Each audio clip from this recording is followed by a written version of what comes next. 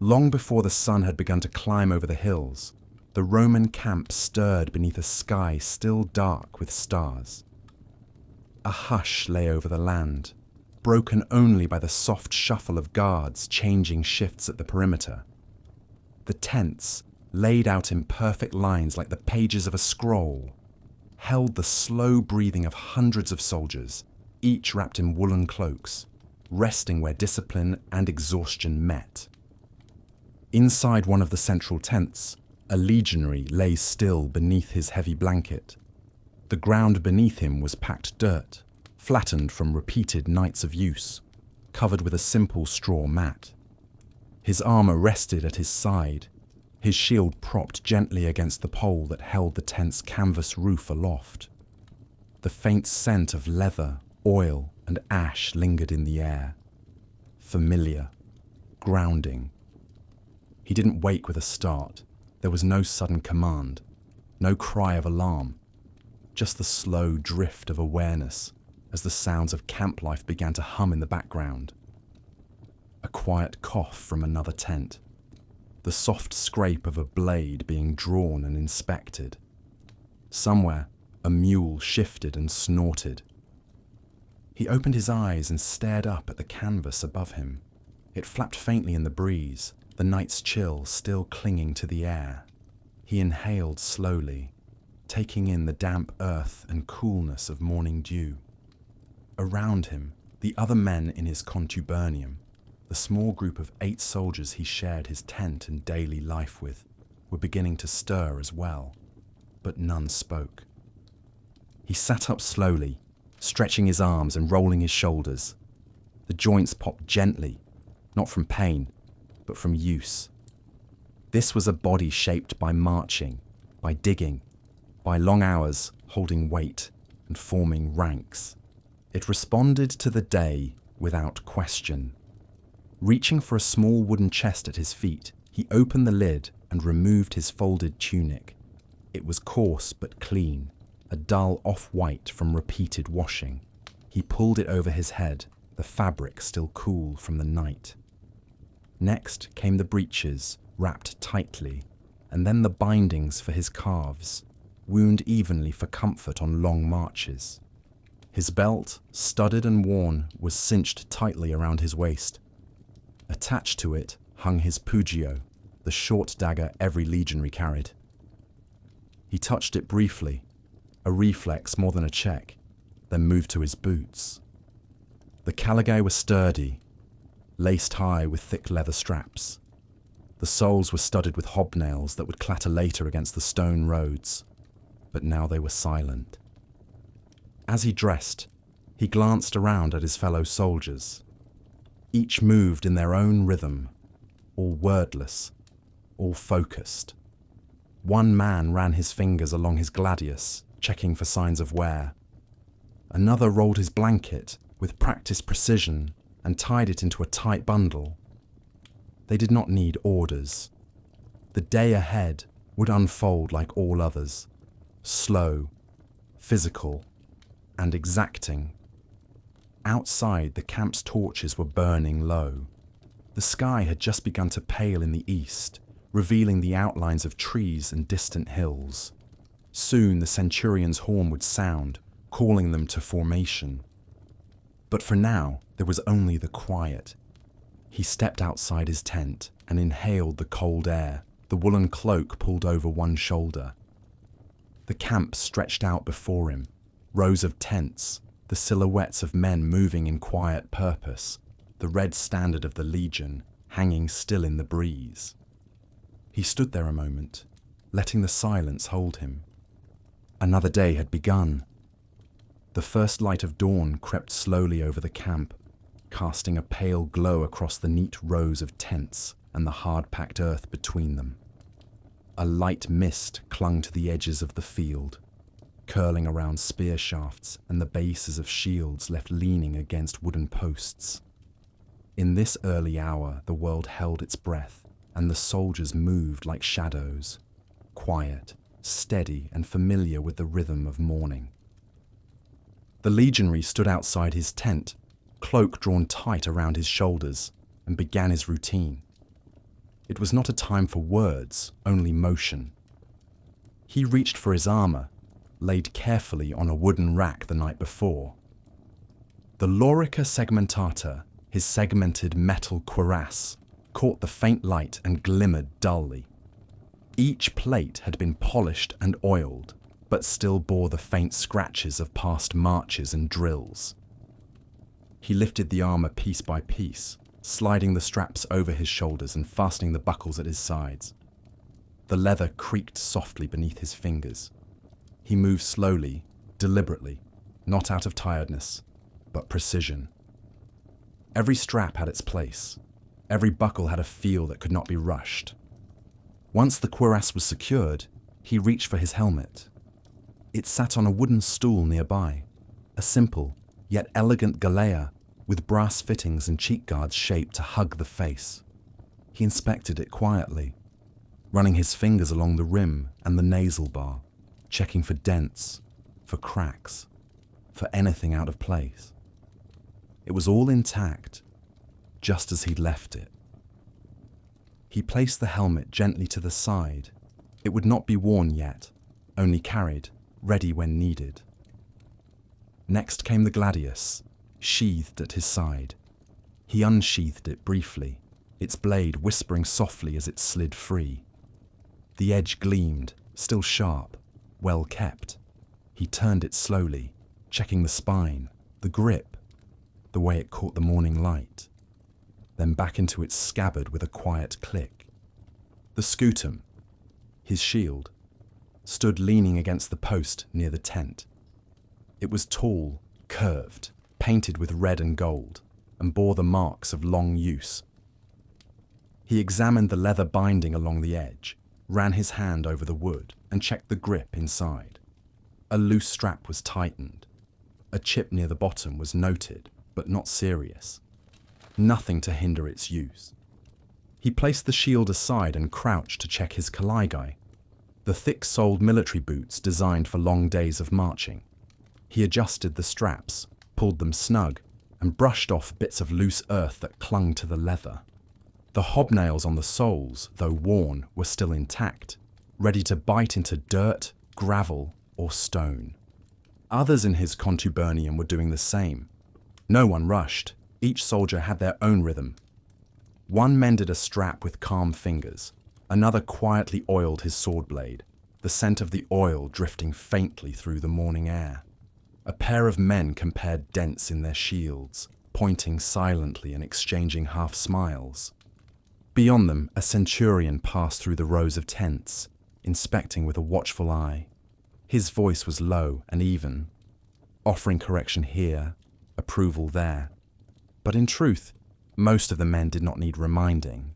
Discipline was muscle deep. The legionary stood once more, rolling his shoulders under the weight of the armor. It rested well, balanced and worn in. He took a deep breath, filling his lungs with the morning air, still cool and damp. The sun had risen higher now, washing the camp in gold. The horns had not yet sounded, but the day was clearly on its way. He reached for his water skin and slung it over one shoulder. Another day of service, another day in the line, and he was ready. As the early light settled into full morning, the air in the camp began to warm ever so slightly. The mist had lifted, revealing clearer outlines of trees at the camp's edge and the quiet bustle of legionaries moving through their routines. The sharp clang of metal had faded, replaced by the softer, more comforting sounds of a camp preparing its first meal. The legionary made his way toward the campfire that had been started by one of the men from the neighboring tent. A shallow pit, ringed with stones, cradled the flames, already burning low and steady. Smoke curled lazily into the air, trailing upward before disappearing into the open sky. A small pot hung above the coals, suspended by a crossbeam of iron, steam rising from its rim with the faint aroma of boiled grain. He sat on a rough stool made of stacked timber, and unwrapped a strip of linen that held his rations. It was nothing elaborate, just the same fare eaten each morning. A piece of dense barley bread, hard around the edges, but still soft enough to break. A small wedge of salty goat cheese, a handful of dried figs pressed into a sticky cluster. He ate slowly, tearing the bread into pieces with his fingers, dipping it into a little oil passed around from a shared jar. Across the fire, 2 soldiers stirred the pot of pulse. A thick porridge made of spelt or barley, flavoured with a bit of onion and maybe a touch of vinegar if someone had managed to trade for it. The mixture bubbled gently, sending up soft pops and releasing an earthy scent into the morning air. Another man sliced dried olives into a dish using a short, bone-handled knife. There were no plates, no ceremony, just food shared among men who had eaten this way 100 times before. The Legionary accepted a small wooden bowl of the porridge when it was passed to him, holding it in both hands to let the heat warm his fingers. He blew lightly across the surface, then took the first slow spoonful. It was plain, but filling, comforting. The sort of meal that didn't inspire conversation, only quiet appreciation. Around the fire, the mood was calm. A few men exchanged comments about the road ahead, the weather, or the condition of their boots. Someone mentioned a dream they'd had the night before. Something about a goat that could speak Latin. It earned a few soft laughs. Then the quiet returned, broken only by the occasional scrape of spoon against bowl and the crackling of the fire. The Legionary chewed a fig, its sweetness lingering just long enough to cut the salt of the cheese. He glanced up at the sky, clearer now, a soft blue streaked with faint wisps of cloud. The sun had risen, just enough to light the tops of the trees. A light breeze carried the scent of pine and dry earth. The bowl of pulse was emptied and set aside. The bread was finished down to the last crumb. A drink from the water skin washed it all down, cool and clean, drawn earlier from a nearby stream. The fire popped once more, sending a tiny spray of ash upward. A few embers drifted toward the edge of the pit. He sat in that stillness for a moment longer, feeling the food settle and the quiet stretch around him. The world didn't rush. Not here. Not yet. Then, with a stretch and a low sigh, he rose from the stool and dusted the crumbs from his tunic. The day's duties waited. The march, the labour, the slow movements of empire. But for now, the simple breakfast had done what it was meant to do. It had nourished without noise. It had marked the passage from rest to action. And it had reminded him, in the quiet clatter of spoons and shared silence, that even in a soldier's life, peace could still be found in a bowl of warm grain beneath the rising Roman sun. The soft calm of breakfast gave way to the stirrings of activity as the camp began to shift its weight toward the duties of the day. From the far end of the encampment, a short blast from a curved horn echoed through the rows of tents, not sharp or frantic, but clear and firm. It was the signal all legionaries knew morning orders were coming. The legionary stood from his seat, stretched his arms behind his back, and rolled his shoulders beneath the weight of his armour. Around him, the other men did the same, wiping bowls, tying up packs, folding their cloaks with measured care. There was no barking of commands, no panic, just order, routine, and the quiet discipline bred from repetition. At the centre of the camp, the centurion stood before his assembled contubernia, his vine staff resting against one shoulder. His voice was low but travelled well, cutting through the quiet hum of morning activity. He spoke of the march ahead, 10 miles to the next site, a river to cross, possible signs of scouts from the auxiliary cohort posted beyond the hill. Nothing unusual, just another measured movement in the long rhythm of military life. The legionary listened carefully, nodding once as each instruction was delivered. He had heard many such updates before, but it never hurt to mark the words. The Roman army didn't reward forgetfulness. Once the orders were given, the real work began. The camp, orderly in structure, became alive with the sound of breakdown and preparation. Tents were collapsed and rolled with practiced hands. Pegs were pulled from the earth. Pack animals were loaded. The sounds of canvas folding, stakes clinking against each other, and shields thumping into formation echoed like soft percussion through the morning air. The legionary folded his blanket tightly and tied it into a neat bundle with leather straps. It would be slung over his shoulder during the march. He packed his personal kit into a satchel.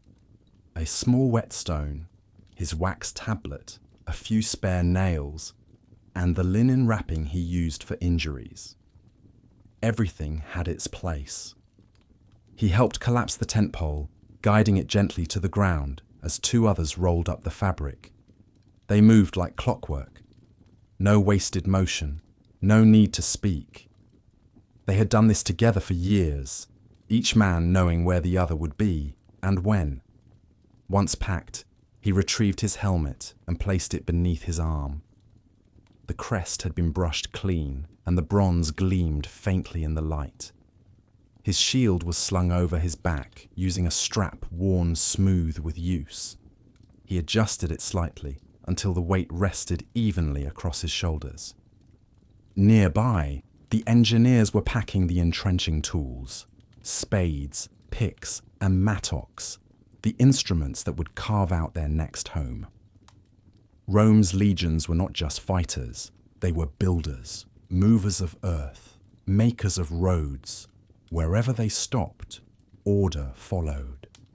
He drank once more from his water skin, then passed it to a younger soldier nearby who had forgotten his own. No words were exchanged, just a nod. Soon the horn would sound again. It would be time to fall into the marching line. A long column of armor, leather, and steady boots moving together across the landscape. But for now, he stood quietly at the edge of the camp, scanning the horizon. The sun had cleared the treetops. The shadows grew shorter. The Roman machine, so precise and enduring, was ready to move, and he was part of it.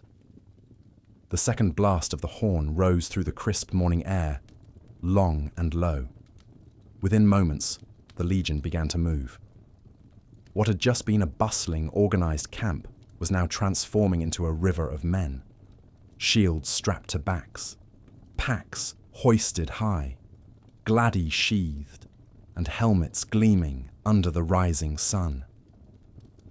The legionary took his place in the column, nestled between two familiar comrades, each as silent and steady as himself. The dirt path ahead stretched into the rolling hills, its edges lined with sparse trees and wildflowers bent gently in the breeze. The rhythm of feet striking soil soon found its pace. A soft thunder, not loud but constant, like the pulse of something ancient and disciplined. The road had been laid by Roman hands years before, smooth with packed earth and well-drained ditches flanking either side. It curved gradually through the countryside, leading them away from the fading campsite and toward the distant hills. Birds sang from the trees overhead. Occasionally, the faint chirp of insects joined the symphony. Otherwise, there was only the sound of marching. His shield bounced lightly against his back with every step, a gentle thud that matched the beat of his caligai striking the road.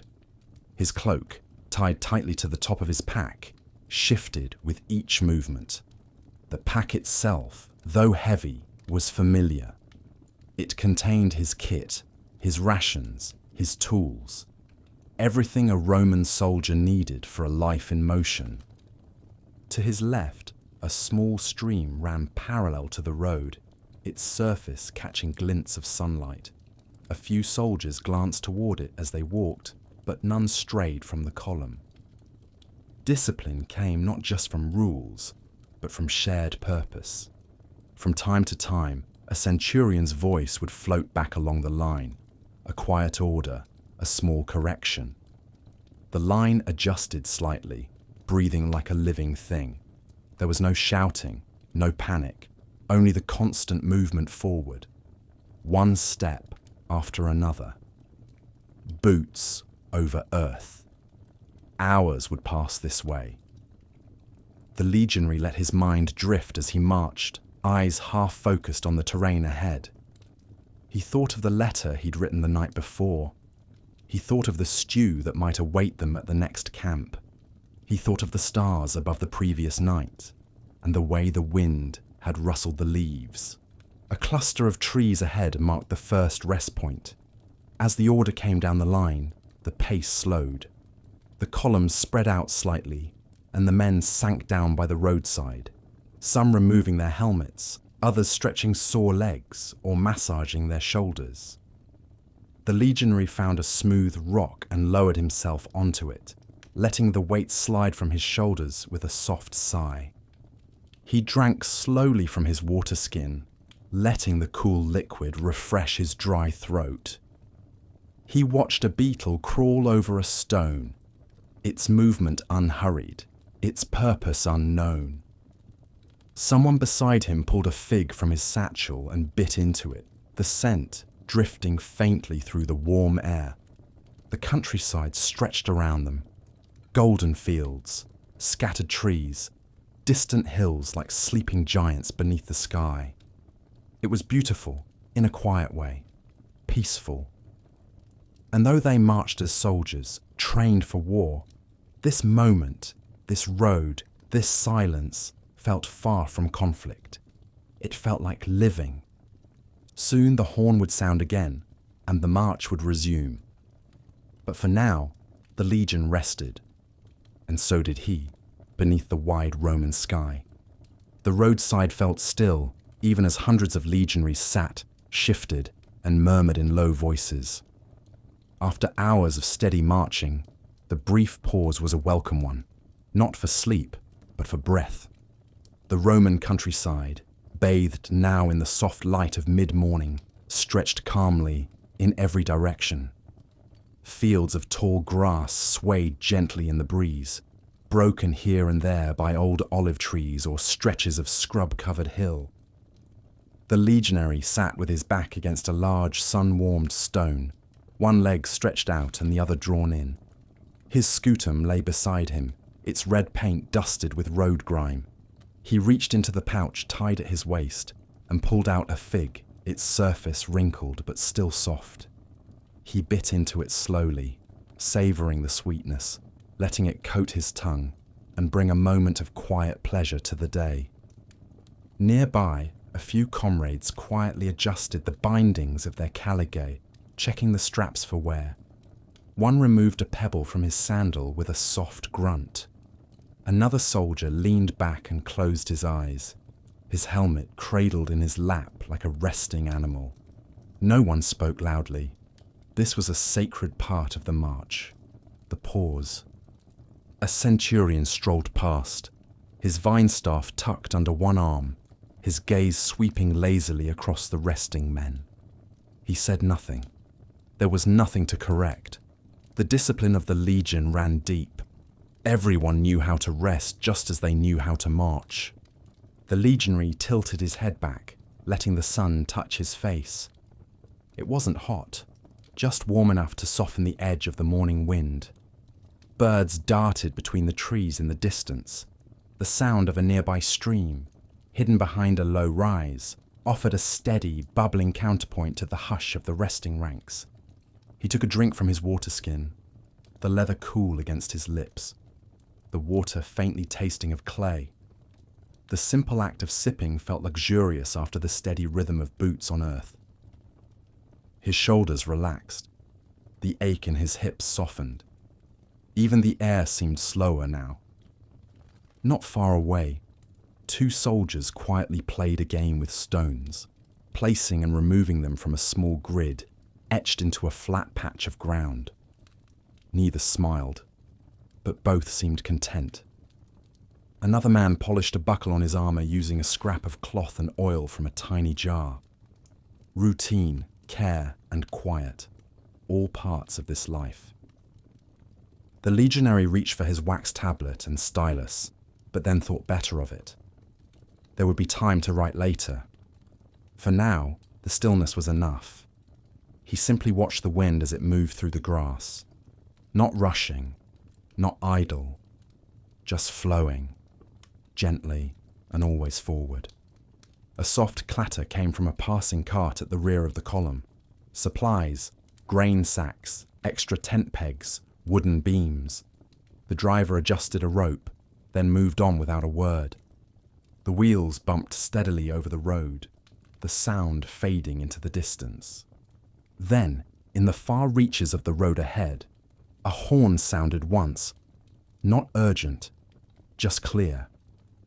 The men stirred, stretching arms, lifting shields, brushing off dust. The rest was over, but the peace of it would linger. The legionary stood slowly, lifting his pack and settling it against his back. The straps bit gently into his shoulders, but the weight felt familiar. His muscles remembered. The march would begin again, and he, like all the others, would walk, one step at a time, into the road ahead. The sun had begun its slow descent when the horn called out again, not to signal attack or alarm, but arrival. The end of the day's march. A stretch of gently sloping land bordered by low woods and a meandering stream had been chosen by the centurions. The terrain was open enough for visibility, close enough to fresh water, and flat enough for order. As the column of legionaries slowed to a halt, there was no cheering, no collapse into exhaustion, only a change in purpose. The men shifted from movement to preparation, as they had done hundreds of times before. The legionary dropped his pack to the ground and stretched his arms toward the sky, joints popping softly. Dust clung to his tunic, and his shoulders ached faintly beneath the armor. But there was no pause. The orders had been given, and the work of building the camp began. He retrieved his entrenching tool, a short, wide shovel called a dolabra, from the side of his kit. Around him, hundreds of other soldiers moved into their assignments. Some began marking the perimeter. Others unpacked the stakes and rope used to lay out the perfect grid of tents. Each camp was to be a mirror of the last, measured in paces and angles, a small city raised in a matter of hours. The legionary joined the group assigned to dig the defensive ditch. They lined up at the outer edge of the site, shovels in hand, and began to work, one slice of soil at a time. Earth flew steadily behind them, piling into a shallow embankment that would form the base of the rampart. The rhythm was steady and silent. The sound of metal cutting into soil was the camp's heartbeat now.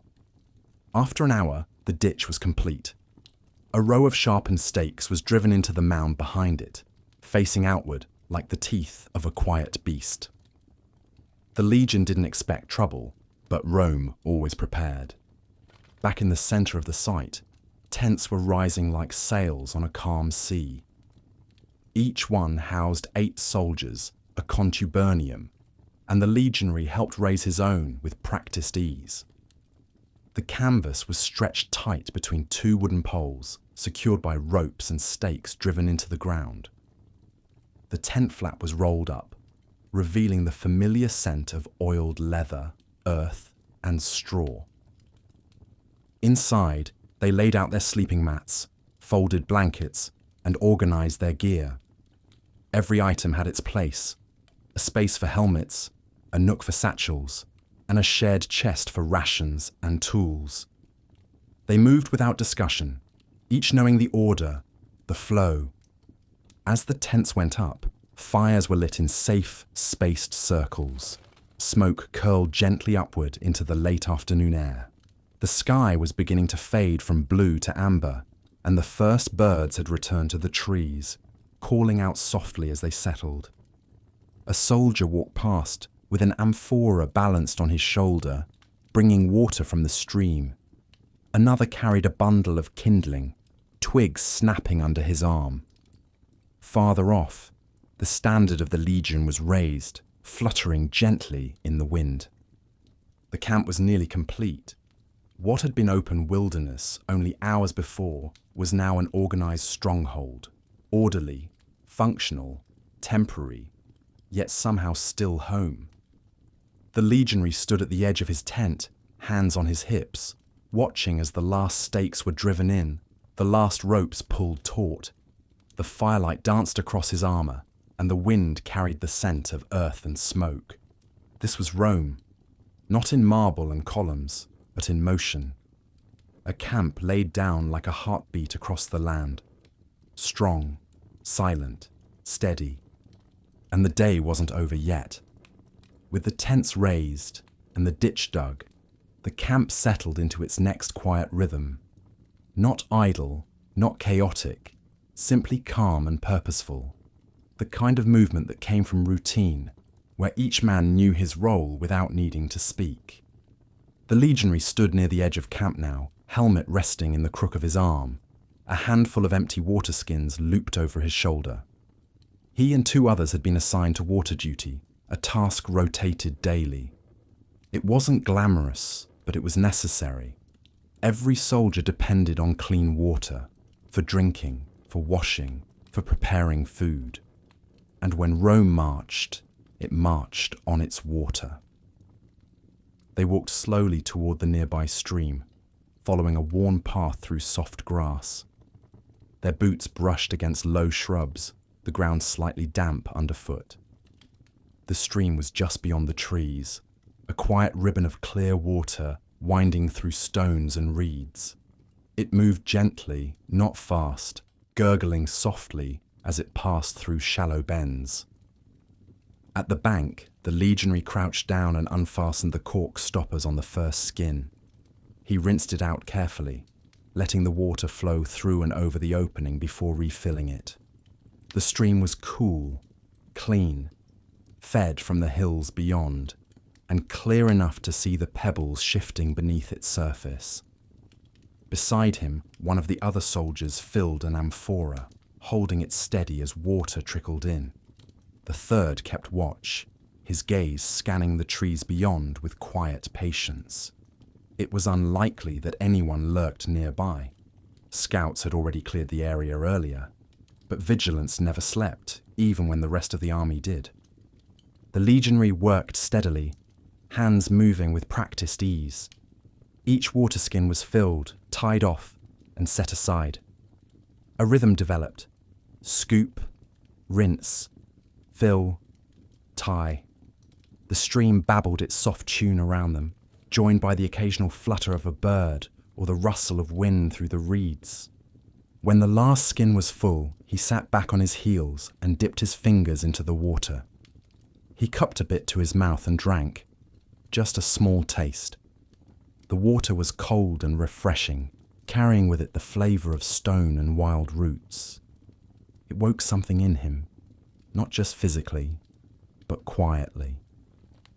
The kind of refreshment that reminded a man he was still part of the world he marched through. As they stood to leave, the legionary glanced once more at the stream. It would continue flowing long after they had gone. Long after the camp had been struck and the road had been walked. It had seen centuries pass and would see many more. They carried the filled skins back through the trees, the weight swinging gently against their sides. Back at camp, they would be distributed, placed near each tent, poured into pots for cooking, offered to those still hard at work. When they returned, the sky had turned gold. The campfires had grown a little brighter, and the scent of lentils and herbs began to drift on the wind. Men nodded to them as they passed, grateful without speaking. The legionary dropped the skins beside the cooking pit and stretched his arms. The task was complete, simple, quiet, essential, and tomorrow someone else would do the same. With the sun beginning to settle behind the distant hills, the camp glowed in the amber tones of early evening. Fires crackled gently in their pits, sending up threads of smoke that wove lazily into the sky.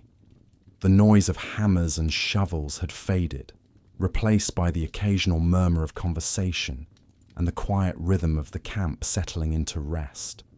The legionary sat cross-legged just inside the entrance of his tent, a small wooden wax tablet resting in his lap. The stylus, a slim bronze tool with a pointed end for writing and a flat end for smoothing, sat loosely between his fingers. His helmet and shield were propped nearby, and the scent of oiled leather still lingered faintly in the canvas air. He stared down at the wax for a while before writing, as if waiting for the right words to find him. The tablet's surface was slightly worn from repeated use, faint scratches still visible, despite having been smoothed over. Letters came and went on this small board, notes to friends, records of supplies, messages to family back home. Tonight, he chose to write to his younger sister.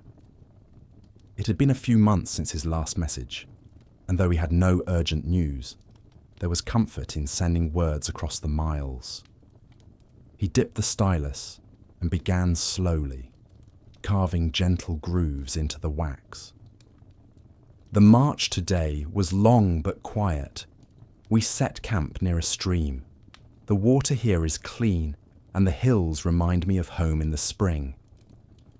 The words came gradually, unhurried. He told her of the meal they had shared the night before, barley and onions, simple but warming.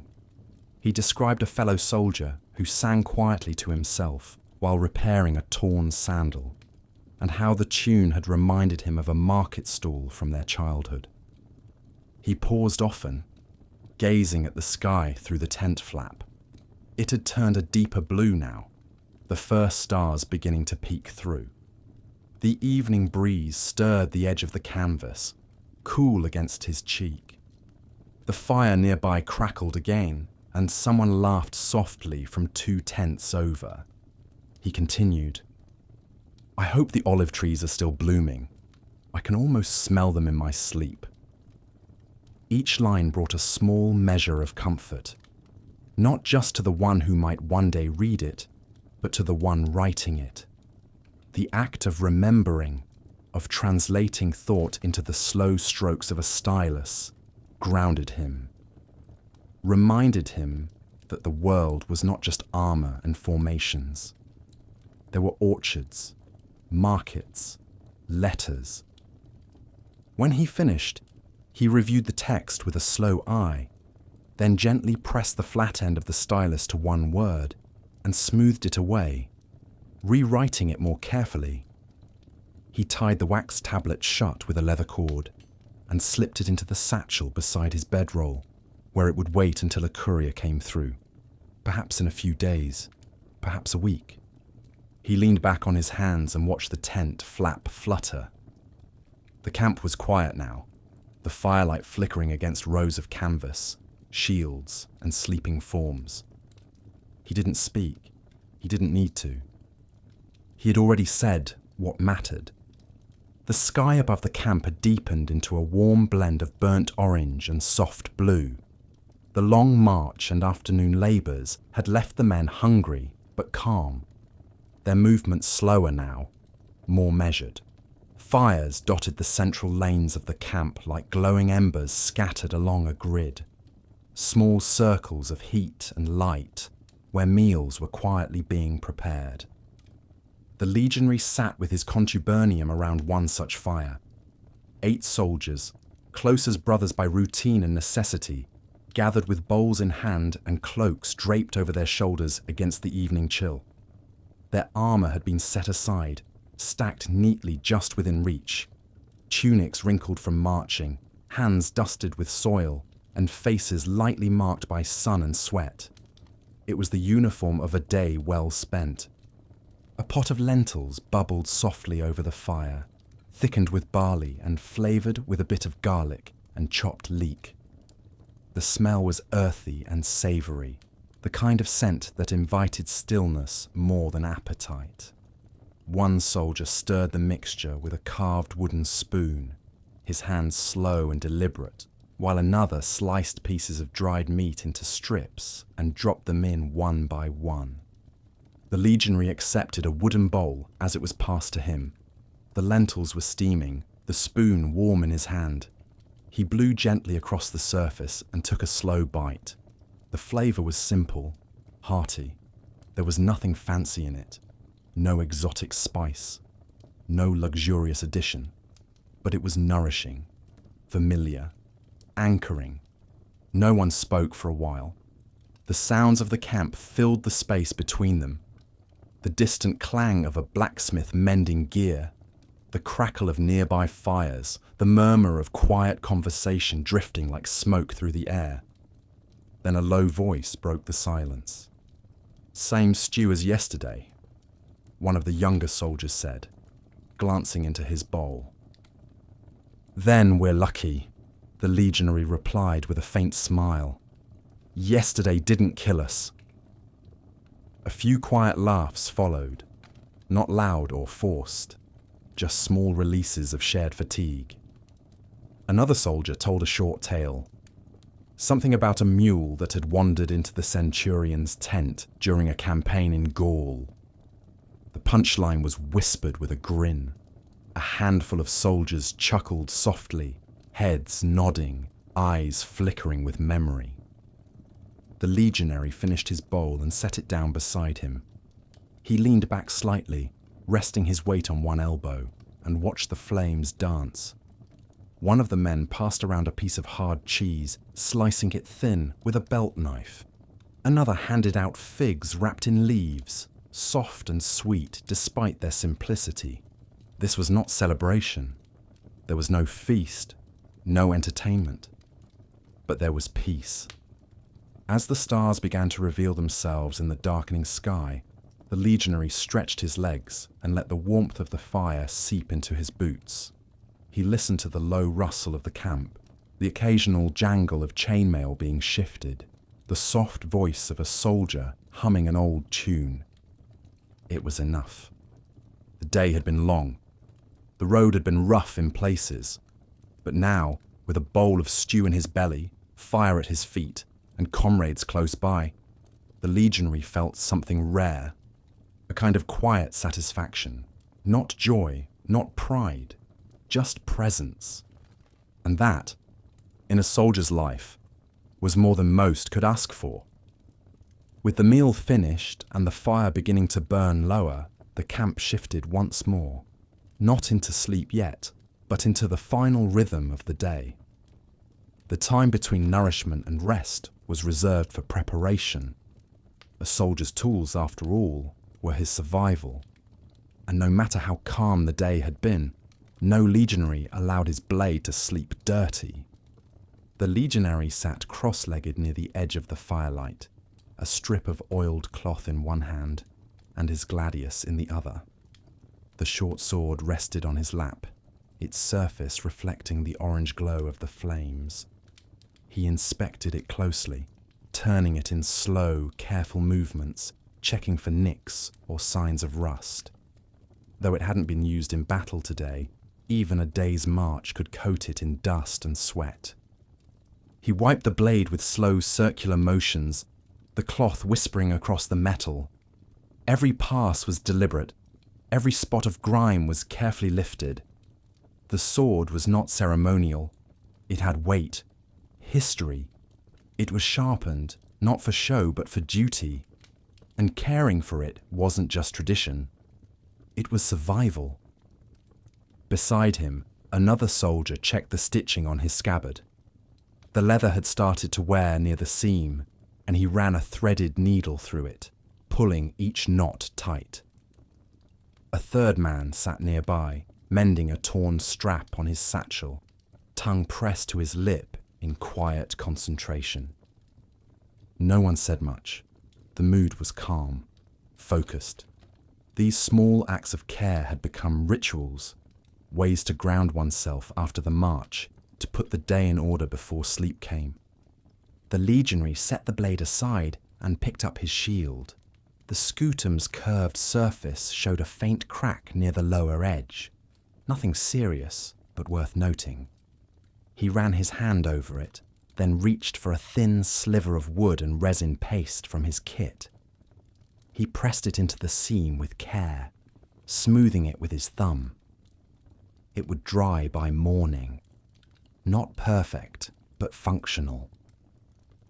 The sounds around him were soft and steady, the hiss of a blade being sharpened with a whetstone, the creak of leather being stretched and relaced, the soft scrape of armor plates being polished with cloth.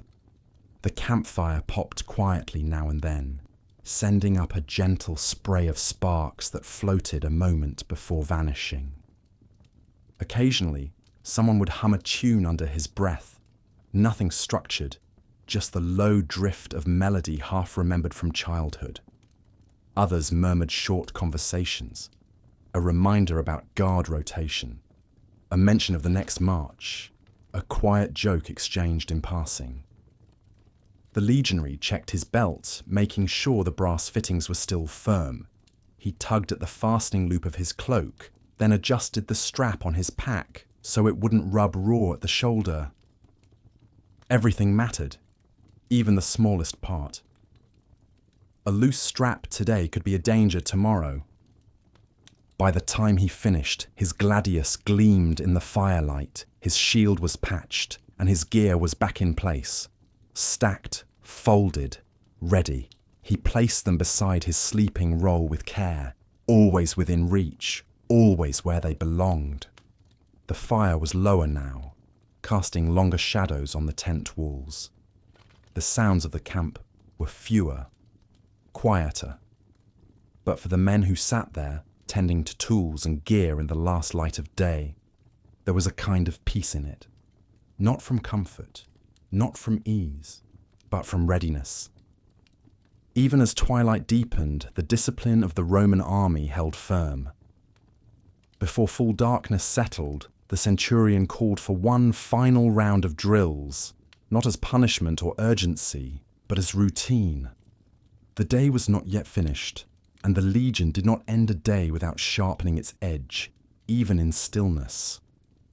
The horn signaled twice, short and crisp. Soldiers emerged from their tents and firesides, armor fastened, shields in hand. The legionary stood with the rest of his contubernium, the familiar weight of his gladius at his side, the curved scutum resting comfortably along his arm.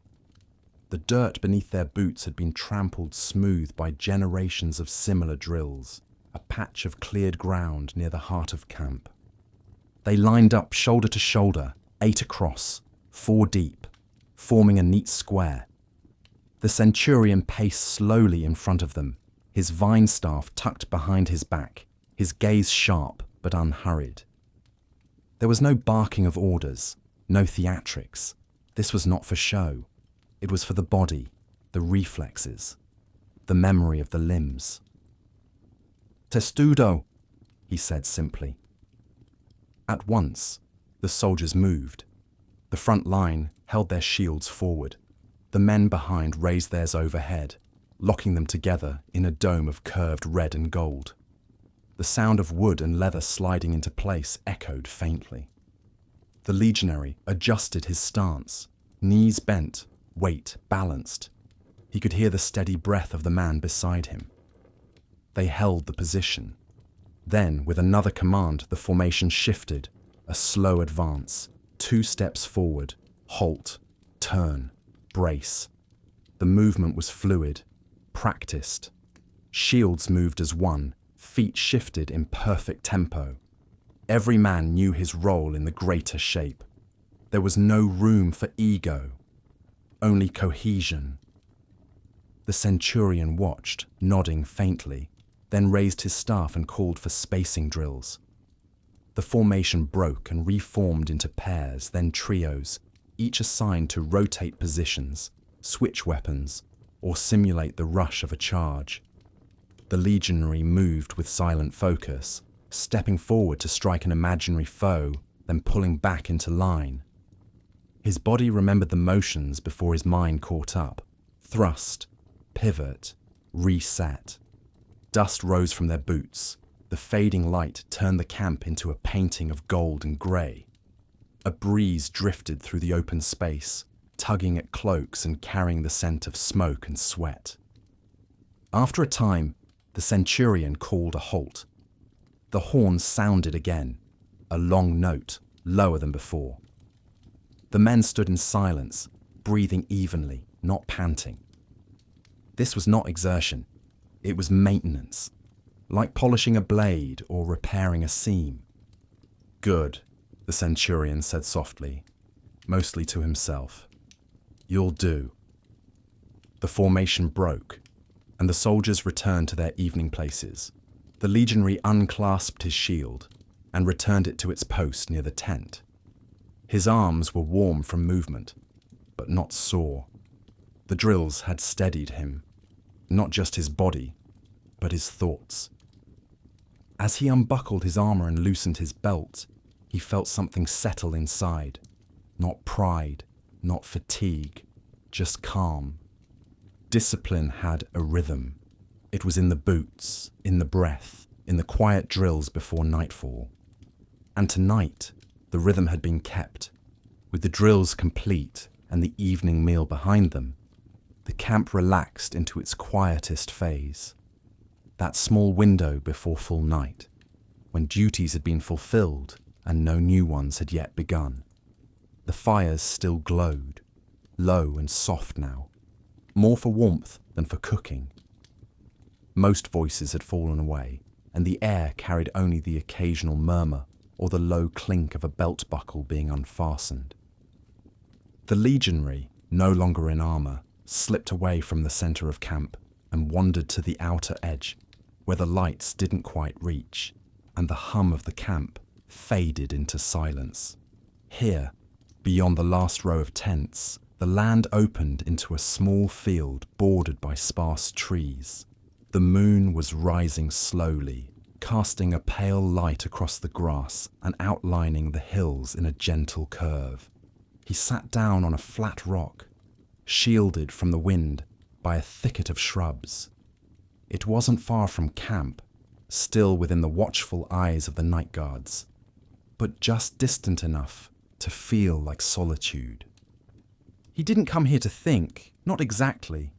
He came here because it was quiet, because it reminded him that there was a world beyond marching, orders, drills and duty, a world of wind and stars, of cool earth and flickering light. Nearby, a cricket chirped softly, its rhythm steady and calming. In the distance, an owl called once and was silent. The sound of the camp was a faint hum now, the occasional shuffle of feet, a cough, the low murmur of a final conversation. The legionary leaned back against the trunk of a small tree and let his gaze drift upward. The stars were coming out slowly, first the brightest, then the rest.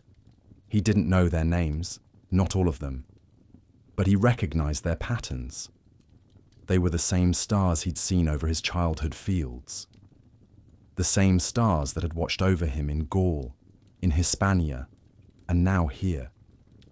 He reached into his belt pouch and pulled out a small token, a carved bone charm shaped like a bird. It was smooth from being handled, a gift from his mother many years ago. He held it loosely in his palm, not studying it, just feeling the shape, the way it fit in his hand. A piece of home, small and silent. A breeze moved through the grass, whispering softly, bending stalks just enough to show the wind's shape. It passed across his face and cooled the warmth from the drills still clinging to his skin. Time slowed in places like this. The camp continued, but out here, minutes stretched. No one called for him. No task pulled at his sleeve. He was just a man sitting under the stars, breathing in the night air and letting the day fall away. Eventually, he stood. Slowly, quietly, he brushed the dust from his cloak, returned the charm to his pouch, and began walking back toward the firelight. The camp was dim now, most of the soldiers already tucked into their tents or resting against shields. The fires burned lower. The sky above deepened into navy and black, and he, more than ready for sleep, stepped back into the quiet order of the Roman night. As the stars above settled deeper into the night sky, the camp softened into near silence. Fires had burned low, conversations had faded. The distant rhythm of a watchman's footsteps could be heard along the perimeter, measured and steady. Inside the heart of camp, however, one last ritual remained, not mandatory, but gently observed by many. The legionary made his way toward a small wooden structure near the command tent. It was the Sacellum, the camp's shrine, modest in size, but full of quiet presence. Every Roman camp, no matter how temporary, held one. It was not built for grandeur, but for grounding. A space where even soldiers, hardened by discipline and distance, could pause for something more. The shrine was little more than a raised altar table made of stone, with a small canopy to protect it from the elements. On the platform sat miniature statues of Mars, Jupiter, and Vesta, gods of war, sky, and hearth. Oil lamps flickered on either side, their flames steady despite the breeze. Offerings from the day rested at their feet, a few figs, a wedge of bread, a small bronze coin, polished and left with care. The legionary approached with slow steps, not hurried, not hesitant. He paused before the altar and removed his helmet, tucking it under his arm. He stood in stillness, letting the moment gather around him. He didn't speak. He didn't need to. The gods required no long speeches. What mattered was presence, a moment of humility, of connection. He bowed his head slightly and closed his eyes. A short thought for safety on the road ahead. A quiet thank you for the calm of the day. A faint hope that the letter he'd written would reach its destination. These thoughts, though silent, were clear. From his belt, he took a small sprig of rosemary and placed it near Vesta's statue. It was dry, slightly crumbling at the edges, but the scent still clung to it. He pressed it into place gently and stepped back. A few other soldiers lingered nearby, each in their own space. One lit a small votive and murmured something to Mars. Another simply stood, hands folded, eyes soft with thought. There was no rush, no ceremony, just a quiet understanding that these moments mattered.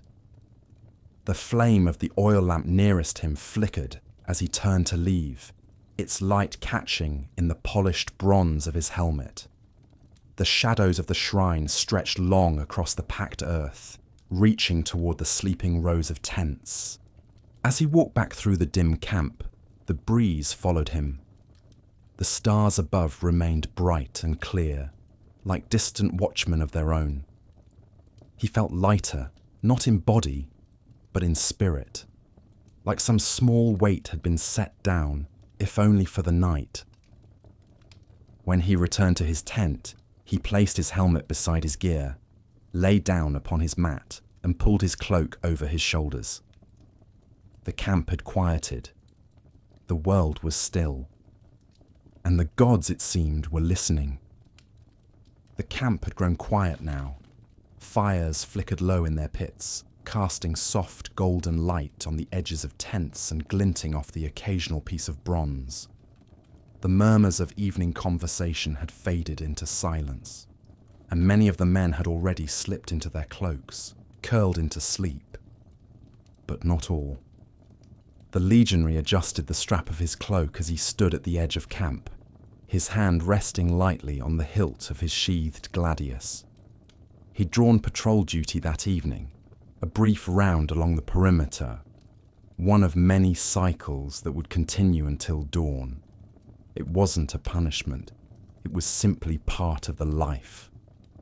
Every soldier took his turn. The camp itself had been laid out with mathematical precision.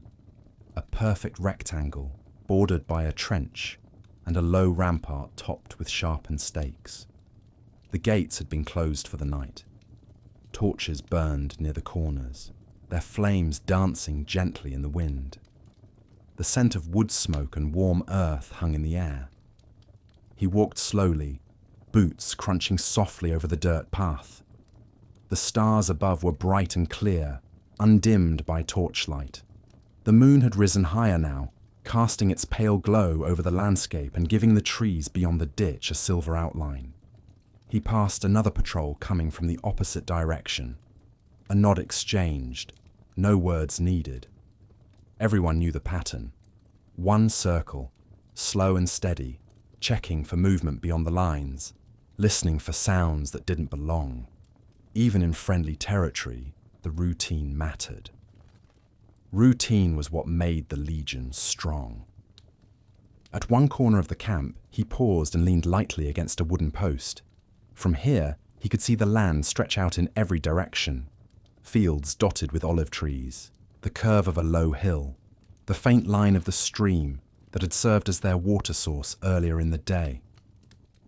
All of it lay still, like a painting held in breath.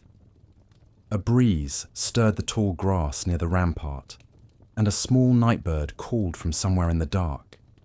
He listened to it for a moment, letting the sound rest in his ears before moving on. He walked along the next stretch of the ditch, his eyes scanning the line where earth met sky. He thought of how many camps he had patrolled before, in Gaul, in Britannia, in dusty corners of the Empire, whose names were now smoothed over by time. Each camp had felt different, and yet each was the same. Earth, fire, tents, stars. Repetition gave life a strange kind of peace. As he neared the end of the circuit, he passed one of the sentries standing near the north gate. The young soldier gripped his spear loosely, eyes alert. The legionary gave a nod, and the sentry returned it, shifting his weight slightly but not speaking. There was nothing to report. He finished the loop and returned to where he had begun. Another soldier stepped forward to relieve him, taking his place along the line. No ceremony, just rhythm. He handed off the patrol token, offered a quiet, "all clear," and turned back toward the heart of the camp. The torches glowed softly now, and the night pressed gently against the canvas walls of the tents. He passed men already breathing deeply in sleep, others murmuring a final thought before drifting off. As he reached his own tent and stepped inside, he loosened his cloak, laid down his weapon, and sat slowly on his mat. His eyes lingered for a moment on the night sky visible through the flap. Everything was where it should be. And now, finally, it was his turn to rest. The night deepened, stretching over the camp like a heavy woolen cloak. Most of the men were settling into their tents, the last murmurs of conversation fading into the low crackle of campfires and the occasional clang of a pot being set aside. But for one final moment before sleep, the centurion would speak. It was an old tradition, not required by the manuals of war, but respected all the same. Each evening, just before the last torch was snuffed, the centurion of each century would gather his men and speak a few words. Not commands, not punishments, but reflections. It was his way of binding the day together and preparing them for the next. The legionary stood quietly with his contubernium, their backs straight but relaxed, their armour already unstrapped and laid to rest. A fire burned low nearby, casting long shadows against the tent walls and illuminating the centurion's weathered face in a flicker of light and dark. The centurion stood with his arms crossed over his chest, his vine staff tucked beneath one elbow. He was a man of middle years, bearing the calm authority of someone who had marched and fought more days than he could count. His voice, when it came, was low and steady, not loud, but always heard. "We marched well today," he said, glancing from man to man. 10 miles, good time, no stragglers. Camp is secure. The stream held clean water. No trouble at the perimeter." The soldiers listened in silence, not out of fear, but out of respect. This was their moment to pause, not just as individuals, but as a unit. "There's word that we'll move again in 2 days," he continued. "South, another fort, another road. That means tomorrow we sharpen, we mend, we rest." He paused, letting the words settle. "No man fights well with a loose strap or a dull blade. You all know that. But it's not just about weapons. Minds need sharpening too." He looked to the fire, as if seeing something beyond it. Then he added, more quietly, "Rome didn't build herself in a day, and she won't fall in one either. But what we do, what you do, matters, even when no one sees it."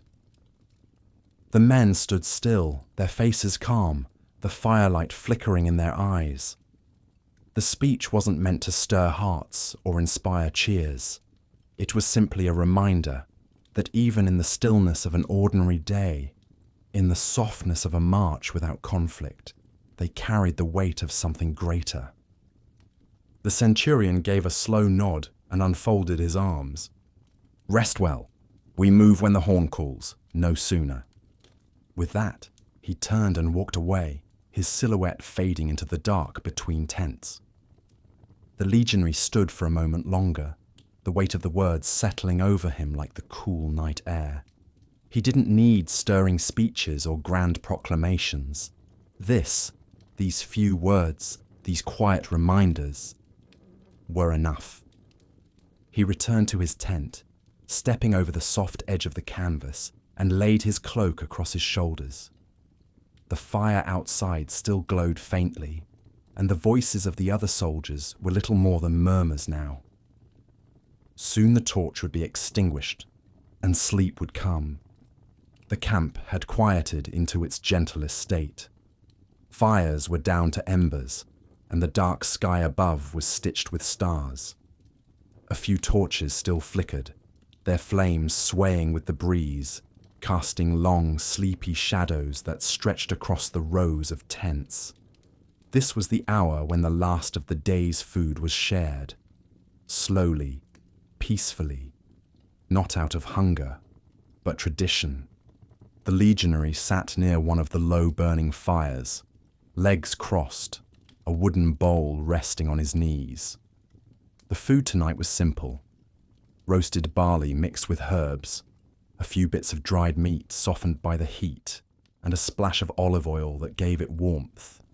It wasn't rich, but it was comforting, and the act of eating it, slowly, in the quiet glow of the torch, gave it meaning. Around him, his fellow soldiers sat in near silence. Most had removed their armor. Cloaks were drawn over shoulders, and some leaned back on their bedrolls, speaking softly or not at all. A nearby soldier sliced a piece of goat cheese with the edge of his belt knife, offering a share with a simple tilt of the hand. The legionary nodded, accepting a piece and placing it carefully into his bowl. A dog, small and scruffy, wandered lazily between the men, sniffing at dropped crumbs. No one shooed it away. It was a quiet companion, part of the rhythm. The torchlight danced on the side of his bowl, golden and uneven. The smoke from the fire curled upward, sweetened faintly by the herbs being warmed in the meal. Somewhere in the distance, a sentry coughed, and the faint sound of a soldier's humming drifted between tents. The legionary took a bite, chewing slowly. The barley was still warm, the oil rich. He dipped a piece of bread into the bowl and let it soak up the flavor before lifting it to his mouth. Each motion was unhurried. Each taste was savoured not for pleasure but for presence. Across the fire, a young soldier recited a few lines of poetry from memory, something simple, something learned long ago. No one clapped or corrected him. They just listened, letting the words hang in the smoke-filled air before fading like the embers. A jug of watered wine was passed around, not strong, just enough to wash down the meal and offer a final comfort before sleep. When it came to him, the legionary drank a small sip, then passed it to the man beside him without a word. There was a softness to everything now.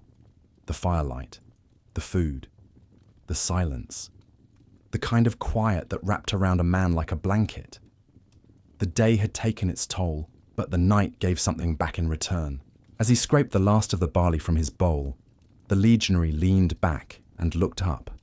The stars were brilliant now, sharp and steady, scattered across the sky like grains of salt.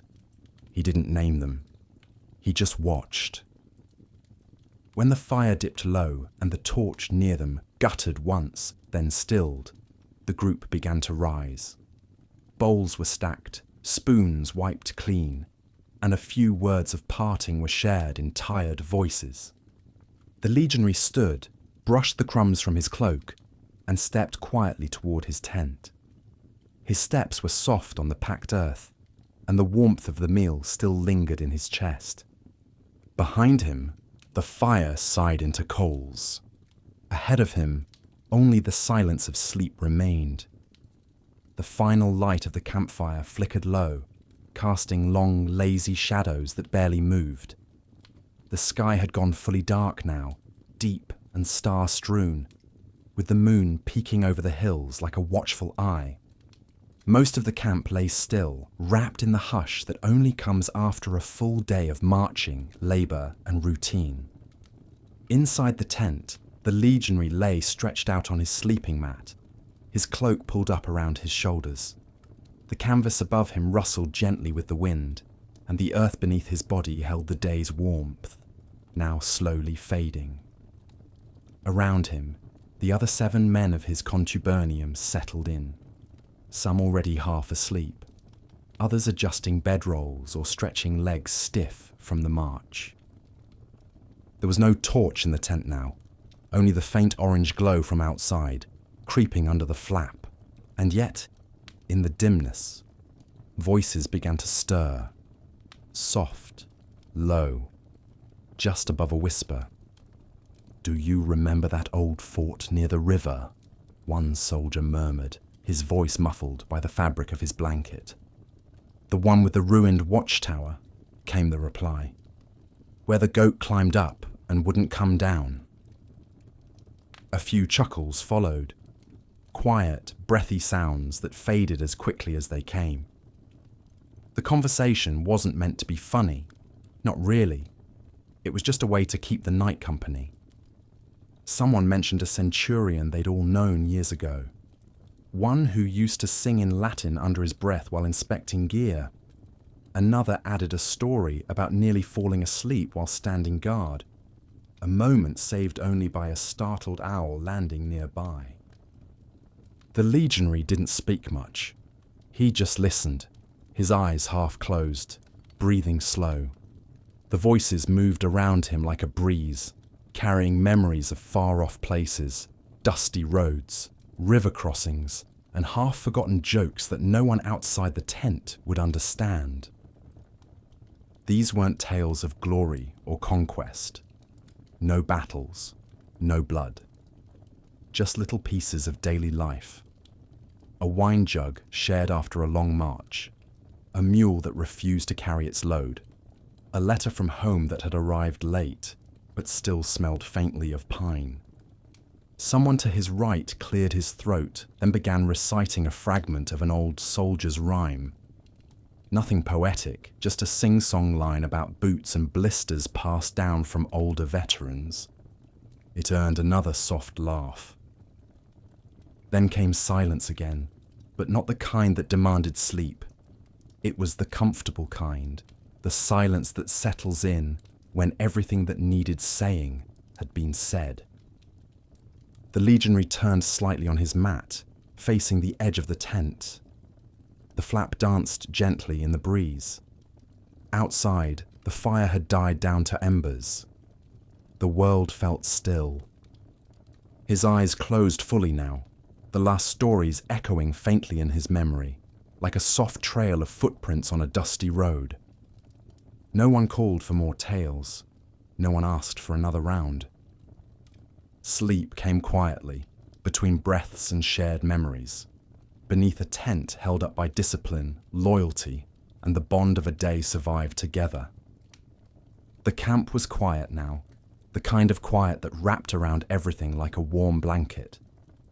The fires had all but burned down to glowing coals, their light barely flickering against the low canvas walls. A soft wind whispered between the tents, stirring loose bits of dust and carrying with it the faintest scent of ash, earth, and the worn leather of soldiers at rest. Inside the tent, the Legionary sat on his mat, legs outstretched, cloak folded neatly beside him. The weight of the day still clung to his limbs, not painful, but full, like a body that had done honest work and now asked for stillness. His hands moved slowly as he unfastened the ties of his tunic, slipping the cloth over his head and folding it with care. Beside him, his companions were doing the same, some already curled into sleep, others quietly preparing to join them. He reached for his bedroll, a tightly wrapped bundle of woolen linen that had travelled with him for years. The fabric was worn but familiar, soft from use and edged with faint stitching added during quiet evenings like this one. He unrolled it slowly, smoothing out the corners, making a small crease at the edge where his head would rest. Before lying down, he checked his gear one last time. His gladius was within arm's reach, sheathed and resting beside his pack. His helmet sat near the tent pole, inverted like a bowl. His sandals were tucked together neatly, laces wound tightly, and placed at the foot of the mat. With everything in place, he wrapped himself in his cloak, pulling it snug over his shoulders, and lowered himself onto the bedroll. The ground was cool, but the layers of cloth and warmth from his own body began to soften it.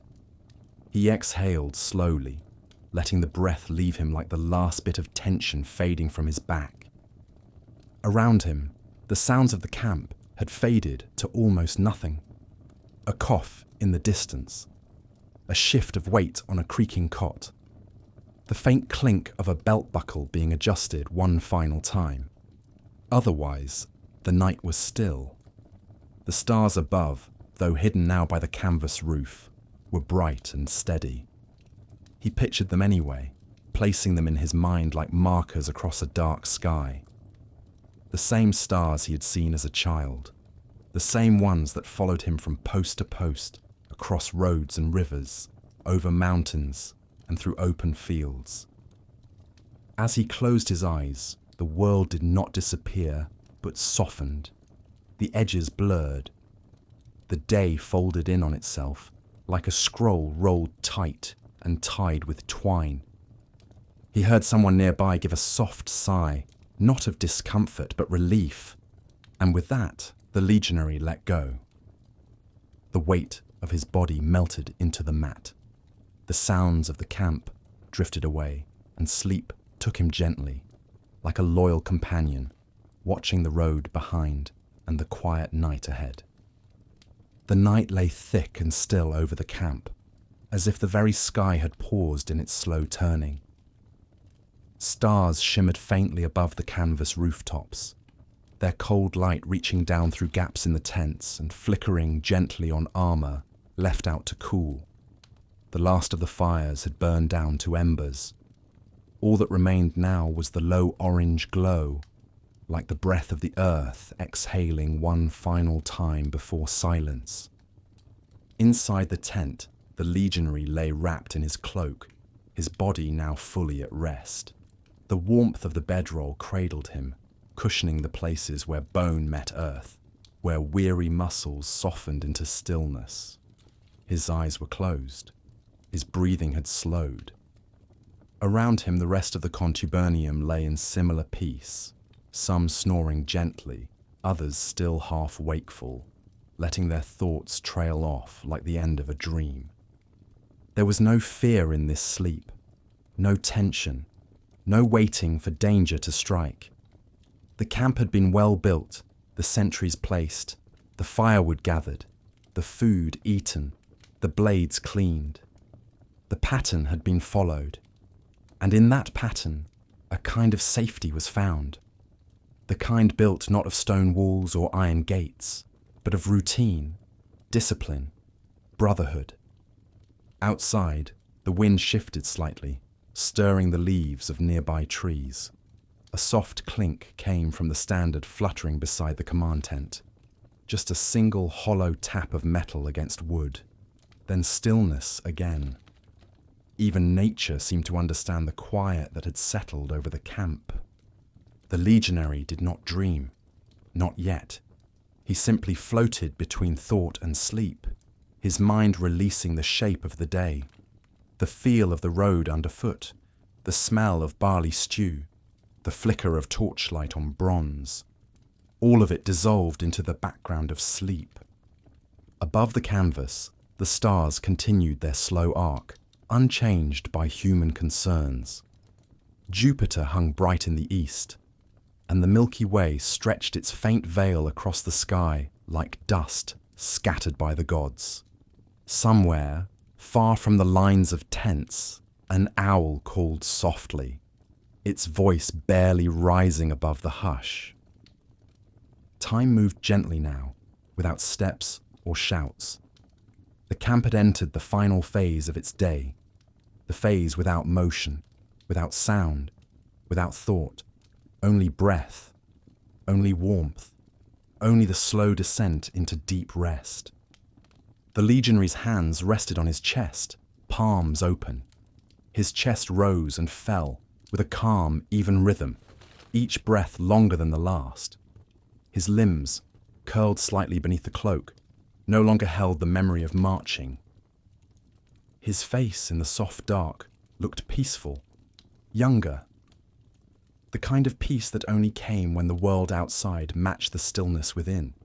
And as the moon rose higher, washing the earth in silver, the camp slept, an island of quiet in a restless world.